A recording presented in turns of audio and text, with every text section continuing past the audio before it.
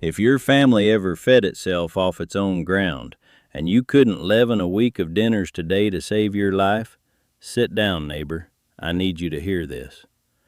In the winter of 1934, an Ohio farm wife named Adeline Reed baked bread twice a week for a family of 7 and never bought a yeast cake between the first frost and the last. She kept a quart jar on the north shelf of her pantry, cloudy liquid over a pale sediment, and she fed it a spoon of flour and a splash of potato water every time she borrowed from it. That jar had been alive since her wedding day in 1919. 15 years, 1 potato at the start, and it fed her people every loaf that came out of her oven. Today, most Americans couldn't leaven a loaf of bread if the store shelf went empty for a week, and in the spring of 2020, the store shelf did go empty. But here's the twist. The women who still knew about that jar never noticed. What Adeline kept on that shelf has a name. It's the everlasting potato yeast. 1 potato, some flour, some water, and a jar that never goes empty. And by the time this is done, you'll know how to start one yourself, keep it alive, and never buy a packet of yeast again for as long as you want to bake your own bread. That's the stake. Not a hobby, not a nice handcraft. A jar on your shelf that leavens every loaf you eat, forever, off 1 potato you already have in the pantry. There's one part of this the packet yeast people worked hardest to bury, and it's the part that does the real work.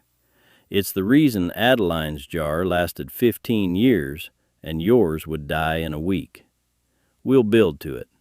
By the time we're through, you'll know every piece the way Adeline knew it. The potato, the water, the slurry, the weight, the feeding, the sponge, the loaf. There are 6 pieces to doing this right.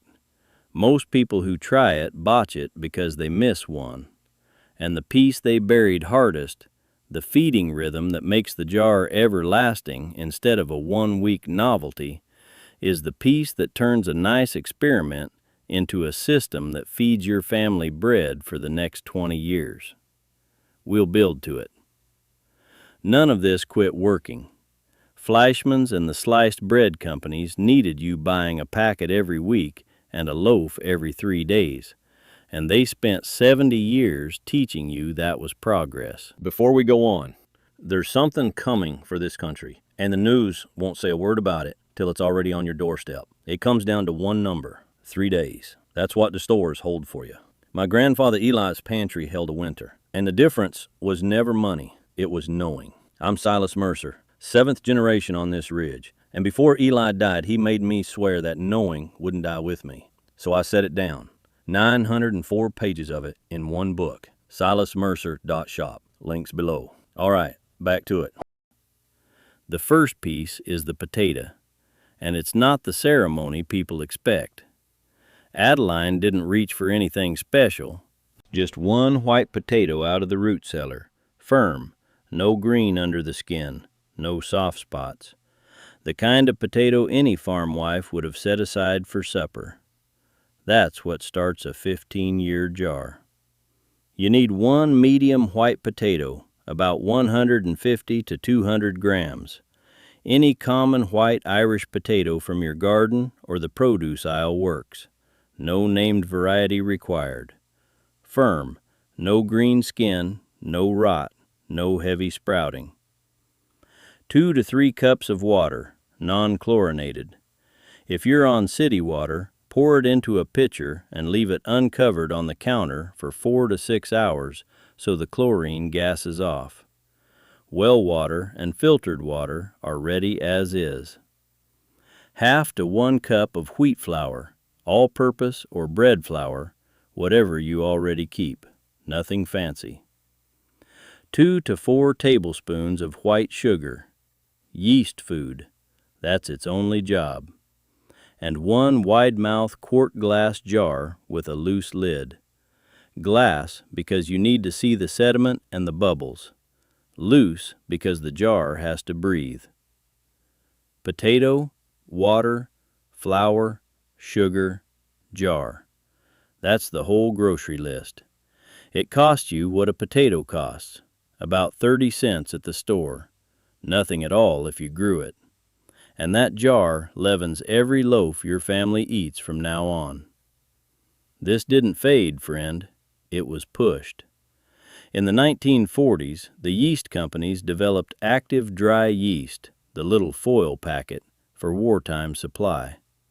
Then Fleischmann's turned around after the war and spent a fortune, real money, on magazine ads and radio spots and home economics pamphlets, teaching American housewives that the jar on the pantry shelf was old-fashioned and the packet on the grocery shelf was modern.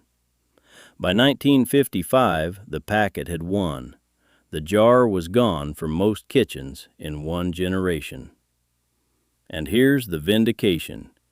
In the spring of 2020, when the pandemic hit and the yeast shelf went empty for 3 months straight, the home bakers who remembered the jar were the only ones who kept baking. The packet failed. The potato didn't. A 3-loaf-a-week household spends roughly $23 to $47 a year in packet yeast. A potato costs 30 cents and lasts you a starter that feeds itself. That's the whole ledger. But packet yeast is more reliable, they'll tell you. Fine. It's more consistent on day 1 and useless on day 30 when the shelf is empty. The jar is reliable across years, not hours. This week, buy a bag of potatoes if you don't have one, and rinse out a quart jar tonight. That's the whole first step. That's the easy piece. The next one is where 9 out of 10 people cook their yeast dead before it ever starts. Step 2, the boil and the slurry. This is the piece your great-grandmother did without thinking, and it's the piece that stops the modern home baker cold, because it doesn't look like anything. Boiled potato water, a little flour, a little sugar. Looks like nothing. Does everything. Peel the potato. Trim any green. Cut it into chunks the size of a walnut. Put the chunks in a saucepan with 2 to 3 cups of your dechlorinated water. Cover the potato by about 1 inch. Bring it to a boil. Reduce it to a gentle simmer, 20 to 30 minutes until a fork slides through with no resistance. Reserve that cooking water. Do not throw it out. That water is half the starter. Mash the potato smooth in a ceramic or glass bowl. No lumps. A regular fork or a hand masher works. Do not use a metal bowl for the mixing. It can discolor the starter and give you off flavors, same as the Victorian recipes warned about 150 years ago. While the mash is still hot, stir in 2 to 3 tablespoons of flour and 2 to 3 tablespoons of sugar. Beat it smooth. Now let the reserved cooking water cool to lukewarm, 90 to 100 degrees Fahrenheit, body temperature. You can dip a clean finger in and it feels warm, not hot. Gradually stir the cooled potato water into the mash mixture until you have a smooth batter about the thickness of heavy cream or thin pancake batter. Peel, boil, mash, cool, stir. That's it. It takes 40 minutes. Most of that time you are not touching it. The Victorian cookbook tradition documented the as thick as thin starch consistency standard by the 1880s. The same physics that worked then works now. Boiling gelatinizes the potato starch and gives wild yeast an easy medium. A packet of yeast at the store today runs you about 15 to 30 cents. A loaf of that store artisan bread runs you $4 to $8. What Adeline made on her stovetop, using pennies of flour and a potato she grew, is the same loaf they put a designer label on and charge you $6.50 for. The number one killer of a new potato yeast is pouring the potato water in hot. If it's above 113 degrees, you scald the yeast before it starts. Check with your finger. Warm, not hot. If in doubt, wait longer. This week, boil 1 potato in 2 cups of water. Save the water. That's step 2, done. They told you packet yeast was progress. That was the stated reason. Cleaner, faster, more reliable. The actual driver was a bill. A packet you buy every week, a loaf you buy every 3 days, forever. Not a conspiracy, neighbor, just how markets work. Nobody outlawed the potato bottle. It got forgot because there was no money in you feeding yourself and a great deal of money in you buying it from them every week for the rest of your life. Now the jar sits on your counter and does nothing. It looks dead. And this is where the modern baker panics and throws it out. Wait. Pattern break. Everything up to here your grandmother would have called common sense. What's coming next is the piece the packet yeast marketers erased on purpose. Because if you know what the jar looks like when it's working, you never buy a foil packet again. And Fleischmann's did not spend 70 years advertising for you to figure that out. Step 3, the wait. And this is the piece nobody teaches anymore because nothing is happening, and it's happening slowly. Adeline covered her bowl with a clean cloth, set it on the warm shelf above the wood stove, and walked away. That's the whole step. But the walking away is the work. Pour your finished lukewarm slurry into the quart glass jar, filling it no more than 2/3. It will rise. Cover the jar loosely, a cloth held with a rubber band, or the lid set on top with no thread engaged. The jar has to breathe. If you seal it tight, it will build pressure and can crack. Set the jar in a warm spot. Between 70 and 80 degrees Fahrenheit is ideal. On top of the refrigerator, near but not on the stove, in a sunny window in summer, above the water heater in winter. Warm, not hot. Wait 12 to 24 hours. Look at it every few hours if you like. Do not stir. Do not open the lid more than you have to. Here are the 3 success signs in order. Sight. Fine bubbles across the surface and small ones rising up the sides of the jar. The slurry lightens in color. Smell. The sweet cooked potato smell fades and gets replaced by a clean, yeasty, faintly beer-like aroma. That means wild yeast has colonized. Touch. If you gently stir, the mixture feels airy, not heavy. The volume has risen. Bubbles, beer smell, rise. 3 signs. If you see all 3 at 18 hours, your yeast is alive. This is the same biology that runs every sourdough starter. Wild yeast plus lactic bacteria colonizing a starch medium. Documented by extension services and food science literature for a century. The USDA doesn't publish a potato yeast pamphlet, but every bread science reference in a land-grant library will tell you what's happening on your counter. Saccharomyces from the flour and the air is doing what it has always done, for free. Eli wrote this down in the winter of '42, in pencil, on the inside cover of the leather journal. Yeast bottle, kept on the north pantry shelf, never let it go dry. 8 words. That's the whole method his mother taught him. And that jar fed 8 children through the Depression. If you hit 24 hours and there are no bubbles, here's why. Too cold, so move it warmer. Chlorinated water killing wild yeast, so start over with dechlorinated. Or a very dry air kitchen. Give it 12 more hours in a warmer spot. If at 36 hours you still have nothing, discard and restart. No shame in it. And if the jar shows any colored mold, blue, green, black, pink, at any point, discard the whole jar. Don't skim it. That's the one part you don't skip. We come back to this in step 6. First jar I ever set alone, the summer of '81, I put it on the wood stove instead of near it. Cooked my yeast dead in an hour and didn't know it. Sat there 3 days waiting for bubbles that were never coming. Eli didn't even laugh, just handed me another potato and said, "Next to the stove, son, not on it."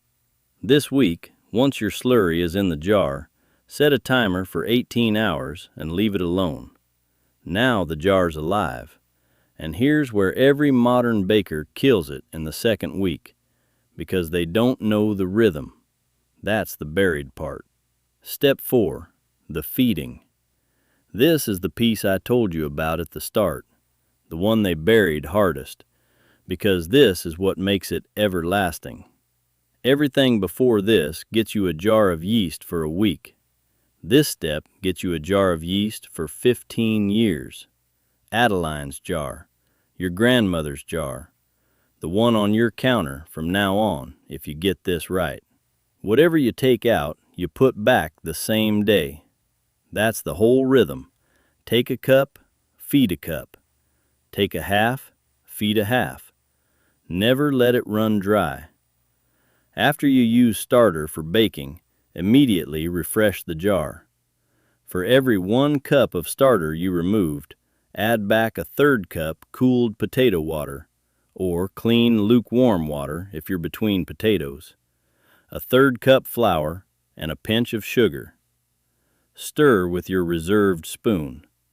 Cover loosely. Return it to the warm spot for a few hours until you see bubbles again. Then move it to cool storage. Cool storage between bakes is the pantry, a cellar, or the refrigerator. Cool slows the yeast so it doesn't eat itself out of house and home between bakings. If you bake once or twice a week, pantry temperature is fine. If you bake once a month, use the refrigerator and warm it up to room temperature the night before you bake.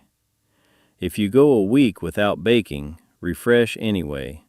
Pour off half the jar, feed with fresh potato water and flour, let it wake up, cool it back down. Once a month, do a full refresh. Boil a new potato, make new slurry, use a spoon of the old jar as the seed for the new one. Fresh medium, same lineage. That's how a jar goes 15 years without losing strength. Take some, feed some, every time, every week, forever. The old man wrote it in the same line. Never let it go dry. That was the whole rule. A household running this rhythm buys 0 yeast for the rest of its baking life. $23 to $47 a year saved. Times 10 years, times 20. It adds up to a grocery run you never make, forever. This is the same feeding logic every artisan sourdough baker on earth uses. What was universal in 1900 became niche fermentation by 2020. Same biology, different marketing. A jar left unfed for a month goes sharp, thin, strongly alcoholic. Pour off most of the liquid, keep the sediment, feed heavily with fresh potato water and flour, let it wake up in warmth for 8 to 12 hours. If it doesn't bubble in 24 hours, it's gone. Start fresh. A jar overfed without using will overflow the lid. Use it or pour off half before feeding. This week, mark a calendar day as your feeding day. Sunday works for most people. Same day, every week, forever. You've got a living jar. Now you have to turn it into bread. And there's a step between the jar and the loaf that most people skip, and their loaves come out dense as a brick. Pattern break. The piece we just did, the feeding rhythm, that's the piece Fleischmann's needed you to forget. Because a jar you feed for free doesn't buy a packet. Not a conspiracy, just accounting. Now let's talk about turning that living jar into a loaf your family actually eats. Step 5. The sponge and the loaf. Because a jar of yeast is not a loaf of bread, there is one step between them, and it's the step that turns a mild starter into a strong leaven, strong enough to lift 3 cups of flour into a real loaf. The sponge you do the night before you bake. 1 cup of your active potato yeast poured off the top of a well-fed jar. 1 cup lukewarm water. 1 cup flour. Whisk smooth in a large bowl. Cover with a cloth. Set in a warm spot. 2 to 8 hours later, depending on kitchen warmth, the sponge is domed, bubbly, foamy on top, and smells like a mild brewery. That's ready. To the ready sponge add 1 teaspoon salt, 2 tablespoons of fat, butter, lard, or oil, any of them work, and 2 to 3 cups additional flour, added gradually. Mix until it comes together, then knead 8 to 10 minutes until smooth and elastic. Dough should spring back when pressed, not stick to your palm. First rise. Cover, warm spot, until doubled. 2 to 4 hours with potato yeast, slower than packet. That's normal. Shape into a loaf. Second rise in the pan until domed above the rim, 1 to 2 hours. Bake at 400 degrees for 30 to 35 minutes until golden and hollow sounding when tapped on the bottom. Sponge at night. Dough in the morning. Loaf by supper. That's the whole day. A store artisan loaf runs you $4 to $8 now. A homemade loaf off your own jar runs you about 60 cents in flour. Bake 3 a week, and you avoid $12 to $24 every week in bread. That's a car payment a year, kept in your kitchen instead of in the grocer's till. Nobody made this illegal. They just made it feel old-fashioned, and they sold you the packet instead. That's how the bill got born. A dense crumb, gummy inside, means your sponge was not fully active, or the dough was underproofed. Give the sponge more time. A potato yeast sponge takes longer than a packet, so plan for it. Don't fight it. A sour flavor means the sponge over-fermented. Shorter sponge next time, or a fresher refresh of the jar. They'll tell you homemade bread is a luxury for people with time. Fine. Believe that if you want. Or you can spend 40 minutes on a Saturday and eat every loaf all week for 60 cents each. And if the store bag's already on your counter, friend, that ain't on you. They sold your grandmother the packet before you were born. This week, if your jar is bubbling, mix a sponge tonight and bake in the morning. 1 loaf. See it work. 1 piece left. And it's the safety piece, because sometimes a jar goes wrong, and knowing when to trust it and when to dump it is what separates a 15-year jar from a hospital visit. Step 6. The safety catch. This is the one part you don't skip, because a fermenting jar is a living thing, and living things can go wrong. Adeline knew what to look for. Her mother taught her. Nobody teaches this anymore, so we were going to say it plain. A working jar shows cloudy liquid over a pale sediment, bubbles rising through the liquid, and often a foam layer on top. A smell that is yeasty, slightly beer-like, slightly sweet, sometimes faintly sharp like green apple. All fine. A soft popping sound if you lean close. A jar you throw out has any colored mold, blue, green, black, pink, orange, floating on the surface or growing on the walls. Discard the whole jar. Do not skim. Do not save the clean part underneath. Scrub the jar in hot, soapy water. Start fresh from a new potato. A putrid, garbage, or rotten egg smell, not sharp and sour but foul, discard. Slimy strings hanging in the liquid, discard. Any pink or orange tinge to the sediment, discard. A strong alcohol smell, a thin, watery layer on top, and no bubbles is a starving jar, not a spoiled one. Pour off half, feed heavy, warm it up. It usually wakes up in 12 hours. If it doesn't, then discard. Once a month, full refresh. Boil a new potato, make new slurry, seed the new jar with a spoon of the old. Twice a year, wash the jar. Empty it, wash the jar, refill with new slurry seeded from the old. Same yeast lineage, cleaner house. Bubbles, beer, and clean smell, keep it. Colored fuzz, garbage smell, pink tinge, dump it, never in between. Eli's page ended with 3 words, never skim mold. He'd seen somebody try it, one county over, and lost a whole family to a bad batch of home cider one summer. He didn't spell it out. He didn't have to. Food safety guidance from every extension service that touches home fermentation says the same thing. Mold on a fermented product means discard. That guidance is not a bureaucratic overreach. It's the same rule your great-grandmother followed. The old ways and the modern food safety line agree completely on this one. Trying to rescue a moldy jar costs you a lot more than a new potato. 30 cents for the potato, a lot more for a bad batch of bread. This week, when you check your jar, use your nose and your eyes before your hand. That's the whole discipline. That's every piece. 6 pieces. But here's what nobody tells you. There is one thing about this whole system, one reason it lasted 3 centuries and beat every replacement Fleischmann's could put on a shelf, that we haven't said out loud yet, and that's what we finish with. Back to Adeline.